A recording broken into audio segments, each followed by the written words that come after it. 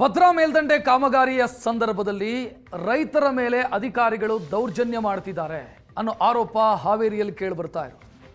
ರೈತರ ಜಮೀನಿನ ಮೇಲೆ ಕಾಮಗಾರಿ ಮಾಡಲಾಗ್ತಾ ಇದೆ. ವಿರೋಧದ ಮಧ್ಯೆ ಕೆಲಸಗಳಾಗ್ತಿದೆ. ದಬ್ಬಾಳಿಕೆ ಮಾಡ್ತಿದ್ದಾರೆ ಅಧಿಕಾರಿಗಳು. ರೈತರ ಫಲವತ್ತಾದ ಜಮೀನುಗಳಲ್ಲಿ ಹಿಟಾಚಿ ಯಂತ್ರಗಳು ಅಬ್ಬರಿಸ್ತಾ ಇದ್ದಾವೆ. ಹಾನಗಲ್ ತಾಲೂಕಿನ ಹೆರೂರು ಗ್ರಾಮದ ಬಳಿ ಕಾಮಗಾರಿ ಆಗ್ತಾ ಇದೆ. ಬೇಸಿಗೆ ಸಂದರ್ಭದಲ್ಲಿ ಸುಮ್ಮನಿದ್ದು ಈಗ ಮಳೆಗಾಲದಲ್ಲಿ ಕೆಲಸ ಶುರು ಮಾಡಿದ್ದಾರೆ. ಮಳೆಗಾಲ ಆರಂಭ ಆಗ್ತಾ ಇದೆ, ಕೆಲಸ ಶುರು ಮಾಡಿದ್ದಾರೆ. ನಾವು ಬಿತ್ತನೆಗೋಸ್ಕರ ಹೊಲ ಸಜ್ಜು ಮಾಡಿಕೊಳ್ಳುವಂಥ ಸಮಯ ಇದು. ಈಗ ಇವರು JCBಗಳನ್ನು ಎತ್ಕೊಂಡು ಬಂದಿದ್ದಾರೆ. ನಂತರ ಕಾಮಗಾರಿ ಮಾಡಿ ನಾವು ಬಿತ್ತನೆಗೋಸ್ಕರ ಹೊಲ ಸಜ್ಜು ಮಾಡ್ತಾ ಇದ್ದೀವಿ ಅಂತ ಅಧಿಕಾರಿಗಳು ಇದನ್ನು ಕೇಳ್ತಿಲ್ಲ ಅಂತ ರೈತರು ಹೇಳ್ತಾ ಇದ್ದಾರೆ. ಈಗಾಗಲೇ ರೈತರಿಂದ ಭೂ ಸ್ವಾಧೀನ ಮಾಡಿಕೊಂಡಿದ್ದೀವಿ, ಯಾವ ಕಾರಣಕ್ಕೂ ಕಾಮಗಾರಿ ನಿಲ್ಲಿಸಲ್ಲ ಅಂತ ಎಡಬಲ್ಲಿ ಶರಣಪ್ಪ ಹೇಳ್ತಾ ಇದ್ದಾರೆ. ಜಮೀನಿಗೆ ಸಂಬಂಧವೇ ಇಲ್ಲದವರು ಬಂದು ಕೆಲಸಕ್ಕೆ ಅಡ್ಡಿ ಮಾಡ್ತಾ ಇದ್ದಾರೆ ಅಂತ ಅಧಿಕಾರಿಗಳ ವರ್ಷನ್ ಇದೆ. ರೈತರು ಹೇಳೋದು ಬೇಸಿಗೆಗಾಲದಲ್ಲಿ ಸುಮ್ಮನೆ ಇದ್ರು, ಈಗ ಕೆಲಸ ಮಾಡ್ತಿದ್ದಾರೆ. ಅಧಿಕಾರಿಗಳು ಹೇಳ್ತಾ ಇರೋದು ಇದು ನೋಟಿಫಿಕೇಶನ್ ಆಗಿದೆ, ಫೈನಲ್ ನೋಟಿಫಿಕೇಶನ್ ಆಗಿರುವಂತ ಜಮೀನು, ಭೂಸ್ವಾಧೀನ ಆಗಿರುವಂತ ಜಮೀನು. ಇಲ್ಲಿ ಕೆಲಸ ಮಾಡೋದಕ್ಕೆ ನಾವ್ ಯಾಕೆ ಅವ್ರ ಪರ್ಮಿಷನ್ ತೆಗೆದುಕೊಳ್ಬೇಕು? ಹೊಲವನ್ನು ಬಂದು ನಮ್ಮ ಭೂಮಿ ತಾಯಿಯನ್ನು ಬಂದು ಮುಟ್ಟಿರಿ, ಮತ್ತೆ ಯಾರೋ ಸಂಬಂಧ ಇಲ್ಲದವ್ರು ಬಂದು ಈಗ ಜಗಳ ಮಾಡ್ತಿದ್ದಾರೆ ಅಂತ ಅಧಿಕಾರಿಗಳು ಹೇಳ್ತಾರೆ.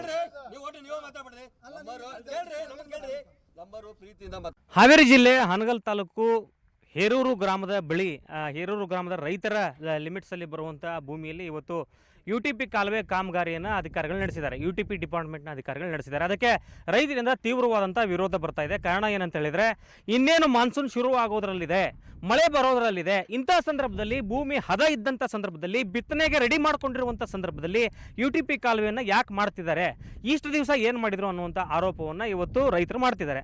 ಪ್ರತಿ ವರ್ಷ ಮಾಧ್ಯಮಗಳಲ್ಲಿ ನಮ್ಮ ಸುವರ್ಣ ನ್ಯೂಸ್ನಲ್ಲೂ ಕೂಡ ಇದ್ರ ಬಗ್ಗೆ ವರದಿ ಮಾಡ್ತಿರ್ತೀವಿ. UTP ಕಾಲುವೆ ಕಾಮಗಾರಿ ಕಳಪೆ ಆಯಿತು, UTP ಕಾಲುವೆ ಕಾಮಗಾರಿ ಒಡೆದು ಹೋಗಿದೆ, ಸಿಮೆಂಟ್ ಕಿತ್ತೋಗಿದೆ, ರೈತರ ಜಮೀನಲ್ಲಿ ನೀರು ನುಗ್ಗಿದೆ, ರೈತರಿಗೆ ಪರಿಹಾರ ಇಲ್ಲ ಅಂತ ವರದಿ ಮಾಡ್ತಿರ್ತೀವಿ. ಇದಕ್ಕೆ ಮತ್ತೊಂದು ಇದು ಜ್ವಲಂತ ಉದಾಹರಣೆಯನ್ನು ನಾನು ದೃಶ್ಯದಲ್ಲಿ ತೋರಿಸ್ತಾ ಇದ್ದೀನಿ. ಯಾಕಂತ ಹೇಳಿದ್ರೆ ಜೂನ್ನಿಂದ ಮಾನ್ಸೂನ್ ಶುರುವಾಗುತ್ತೆ, ಮಳೆರಾಯ ಕಾಲಿಡ್ತಿದ್ದಾನೆ. ಆಲ್ರೆಡಿ ಆರ್ಭಟದ ಮಳೆಗಳಾಗಿದೆ.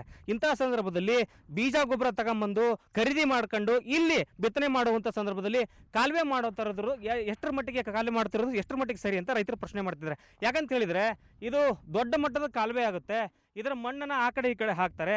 ಹಾಗಾದರೆ ಬಿತ್ತನೆ ಮಾಡೋದು ಹೇಗೆ, ಎತ್ತುಗಳನ್ನು ತಗೊಂಡು ಬರೋದು ಹೇಗೆ, ಸಾಗುವಳಿ ಮಾಡೋದು ಹೇಗೆ, ಟ್ರ್ಯಾಕ್ಟರ್ನ ಯಾವ ರೀತಿ ತಗೊಂಡ್ಬರಬೇಕು ಅಂತ ಹೇಳಿ ರೈತರು ಕೇಳ್ತಿದ್ದಾರೆ. ಇಲ್ಲಿ ನೋಡ್ಬೋದು ನೀವು, ಈಗ ಇಲ್ಲಿ ಕಾಲುವೆನ ಕೆಬರ್ಬಿಟ್ರೆ ಇನ್ನೊಂದು ಸ್ವಲ್ಪ ದಿವಸಕ್ಕೆ ಇನ್ನೂ ಡೀಪಾಗಿ ಕಾಲುವೆನ ಕೆಬರ್ತಾರೆ. ಇಲ್ಲಿ ಅಂದರೆ ಹಿಟಾಚಿಯಿಂದ ಕಾಲುವೆನ ಡೀಪ್ ಮಾಡ್ಕೊಂಡೇ ಹೋಗ್ತಾರೆ. ಇಂಥ ಸಂದರ್ಭದಲ್ಲಿ ಜಮೀನುಗಳಿಗೆ ಎತ್ತುಗಳು ಹೇಗೆ ಬರಬೇಕು, ಆಳುಗಳನ್ನು ಕರ್ಕೊಂಬಂದು ಸಾಲುಗಳನ್ನು ಹೊಡೆಯೋದು ಹೇಗೆ, ಸಾಗುವಳಿ ಮಾಡೋದು ಹೇಗೆ, ಗೋವಿನ ಜೋಳ ಬಿತ್ತನೆ ಮಾಡ್ತಾರೆ, ಹಾಗಾದ್ರೆ ಗೋವಿನ ಜೋಳ ಬಿತ್ತನೆ ಮಾಡೋದು ಹೇಗೆ, ಇಂಥ ಒಂದಿಷ್ಟು ಸಮಸ್ಯೆಗಳನ್ನು ರೈತರು ಅನುಭವಿಸ್ತಾ ಇದ್ದಾರೆ. ಇಲ್ಲಿ ನೋಡಿ, ಈಗ ಹಿಟಾಚಿಯಿಂದ ಟಾಟಾ ಹಿಟಾಚಿ ವಾಹನದಿಂದ ಕೆಬರ್ತಾ ಇದ್ದಾರೆ ನೋಡಿ. ಈಗ ಪೂರ್ತಿ ಇದೆಲ್ಲ ಇದನ್ನು ಕಾಲುವೆ ಮಾಡ್ತಾರೆ. ಹಾಗಾದರೆ ಇದರಿಂದ ರೈತರಿಗೆ ತೊಂದರೆ ಆಗಲ್ವಾ? ಇದು ರೈತರ ಸಮಸ್ಯೆ. ಇನ್ನೊಂದು ಕಡೆ ಇದನ್ನು ಅವೈಜ್ಞಾನಿಕವಾಗಿ ಮಾಡ್ತಿದ್ದಾರೆ, ಕೆಲವು ಬೇಕಾಬಿಟ್ಟಿ ಮಾಡ್ತಿದ್ದಾರೆ. ಸರ್ವೆ ಆಗಿರೋದೋ ಒಂದು ಕಡೆ, ಕಲ್ಲನ್ನ ನಿಲ್ಲಿಸಿರೋದೋ ಒಂದು ಕಡೆ, ಇನ್ನೊಂದು ಕಡೆ ಸರಿಯಾಗಿ ಮಾಡ್ತಿಲ್ಲ ಅನ್ನುವಂಥದ್ದು ಆರೋಪಗಳನ್ನು ಮಾಡ್ತಿದ್ದಾರೆ. ನೀವು ಜಮೀನುಗಳಲ್ಲಿ ಕರೆಕ್ಟಾಗಿ ಕೆಲಸ ಆಗ್ತಿಲ್ಲ ಅಂತ ಆರೋಪ ಮಾಡ್ತೀರಿ. ಏನೇನು ಅನ್ಯಾಯ ಮಾಡಿದ್ದಾರೆ ಈಗ ನಿಮ್ಮ ಇವ್ರಿಗೆ ಕೆಲಸ? UTP 2010 ಹೋದ ಸಲ ಫೈನಲ್ ಮಾಡಿದ್ರು. ಈ ಸಲ ಮತ್ತೆ ಅಲೈನ್ಮೆಂಟ್ ಚೇಂಜ್ ಮಾಡ್ಕೊಂಡು ಲೈನೌಟ್ ಚೇಂಜ್ ಮಾಡ್ಕೊಂಡು ಬಂದಾರ. ಆಮೇಲೆ ವಿಲೇಜ್ ಮ್ಯಾಪ್ ತೊಗೊಂಬಂದು ಕೆಲಸ ಮಾಡ್ತೇವೆ ಅಂದರು, ಒಪ್ಕೊಂಡ್ರು ಇವತ್ತು ಮತ್ತು ತಮ್ಮದೇ ಆದ ಒಂದು ಅಲಾಟ್ಮೆಂಟ್ ತೊಗೊಂಡು ಕೆಲಸ ಮಾಡಕೊಂತಾರ. ಆಮೇಲೆ ಇನ್ನು ಉಳಿದದ್ದು ಆ ಕಡೆ ಈ ಕಡೆ ಬಾಜು ಜಮೀನು ಉಳಿದಟ್ಟು ಜಮೀನು ಮಾಡ್ಕೊಬೇಕಂದ್ರೆ ಹಿಟಾಚಿ, ಆಮೇಲೆ ಇವ್ರ ವೆಹಿಕಲ್ ಎಲ್ಲ ಅಡ್ಡಾಡ್ಕೊಂಡು ಹುದ್ಲ ಕೆಸರು.